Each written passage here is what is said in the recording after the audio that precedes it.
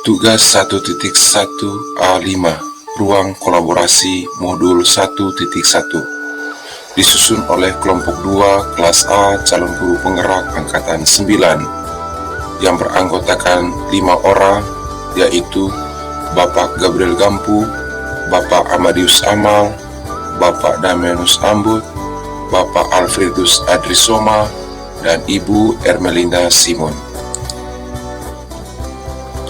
Konteks sosio-kultural di daerah kami Manggarai yang sejalan dengan pemikiran Ki Hajar Dewantara, diantaranya yang pertama, budaya Lontoleok. Kearifan lokal Kabupaten Manggarai ini mengajarkan kita untuk duduk bersama membahas suatu hal yang penting dalam kehidupan bersama. Di dalam duduk bersama ini, ada sikap saling mendengarkan satu terhadap yang lain, keterbukaan atau transparansi, bahkan menerima segala bentuk perbedaan. Kesepakatan yang diperoleh, diterima, dan berlaku untuk seluruh masyarakat yang tentunya dengan proses yang demokratis. Yang kedua, prinsip budaya Toing, Toming, dan Titong. Prinsip budaya ini bermakna mengajar, meneladani, dan menuntun. Ketiga prinsip budaya tersebut merupakan satu kesatuan yang tak terpisahkan penerapannya dalam kehidupan sehari-hari. Ada kesesuaian antara apa yang diajarkan kepada orang lain dengan apa yang ditunjukkan dalam perilaku. Yang ketiga, pepatah Manggarai, Mau mongkos kole mbohes. Pepatah ini bermakna pergi dengan ketulusan sehingga kembali dengan membawa keberhasilan. Pepatah ini juga merupakan sebuah kata perutusan oleh orang tua terhadap anggota keluarganya yang akan menuju ke tempat perjuangan baru. Yang keempat, prinsip hidup Don Lako, Don Ita, Don Ita, Don Bae, Don Bae, Don Pande. Prinsip ini bermakna banyak belajar, banyak yang diketahui. Banyak yang diketahui, banyak yang bisa dilakukan. Bagaimana pemikiran Ki Hajar Dewantara dapat dikontekstualkan sesuai dengan nilai-nilai luhur kearifan budaya daerah asal yang relevan menjadi penguatan karakter murid sebagai individu sekaligus sebagai anggota masyarakat pada konteks lokal, sosial, budaya.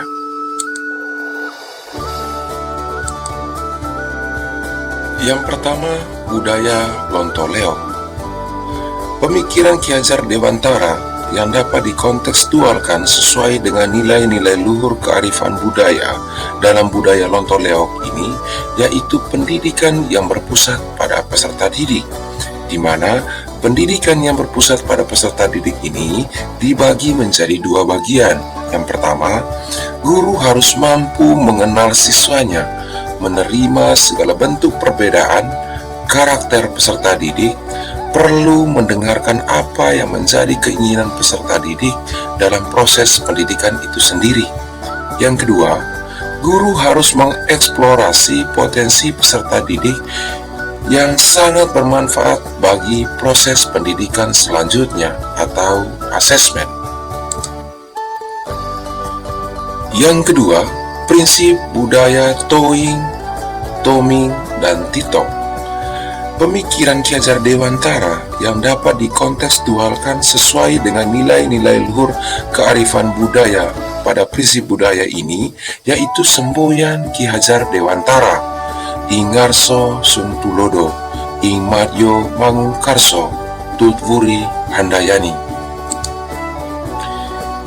Yang ketiga, pepatah Manggarai, Mau mongkos kolem pohes, yang bermakna pergi dengan ketulusan sehingga kembali membawa keberhasilan. Pemikiran Ki Hajar Dewantara yang dapat dikontekstualkan sesuai dengan nilai-nilai luhur kearifan budaya pada pepatah Manggarai ini, yaitu 3 kodrat pendidikan menurut Ki Hajar Dewantara. Yang pertama, kodrat keadaan. Yang kedua, prinsip melakukan perubahan. Dan yang ketiga, budi pekerti.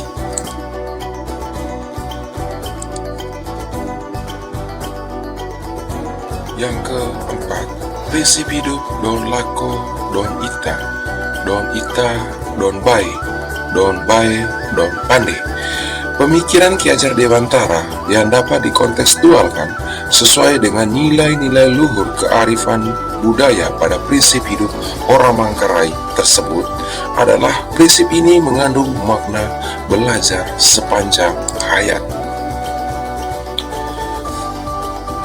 Satu kekuatan pemikiran Ki Hajar Dewantara yang menebalkan laku murid di kelas atau sekolah kami sesuai dengan konteks lokal sosial budaya Manggarai yang dapat diterapkan berdasarkan kesepakatan kelompok kami, yaitu semboyan Ki Hajar Dewantara, Ingarso sung tulodo, di depan menjadi teladan, Ingmat yo mangun karso, di tengah membangun semangat, Tutwuri handayani, di belakang memberikan dorongan. Tantangan dan solusi. Yang pertama adalah tantangan budaya Lontoleok ini, yaitu rendahnya keberanian peserta didik mengemukakan pendapat hasil Lontoleok dalam pembelajaran di kelasnya berupa hasil diskusi kelompok.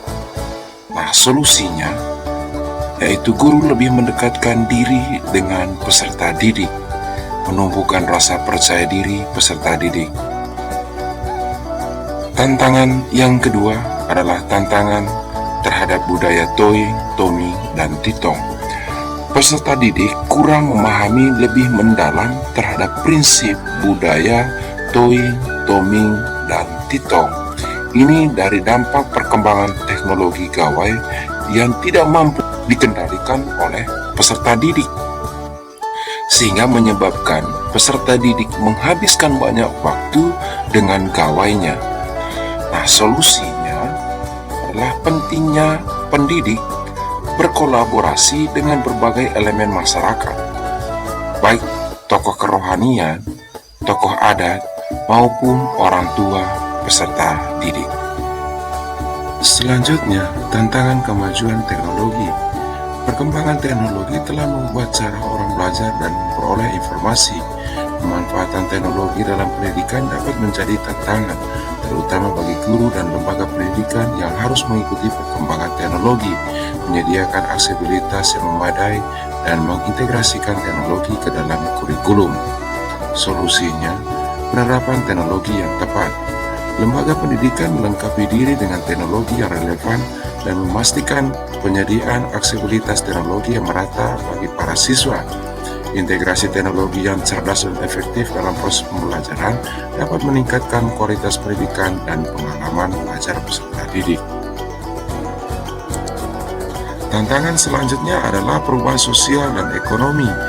Era postmodernisme seringkali diwarnai oleh perubahan sosial dan ekonomi yang cepat. Hal ini dapat menciptakan kesenjangan dalam pendidikan, baik dalam hal aksesibilitas maupun kualitas pendidikan. Beberapa kelompok masyarakat mungkin kesulitan untuk mengakses pendidikan berkualitas karena faktor ekonomi atau ketidaksetaraan dalam hal kesempatan. Solusinya, pendidikan inklusif. Pendidikan harus menyediakan kesempatan yang setara bagi semua individu tanpa memandang latar belakang, ekonomi, budaya, atau keadaan sosial. Program pendidikan inklusif yang menerima perbedaan budaya dan memperdayakan setiap individu harus diperkenalkan dan dipromosikan.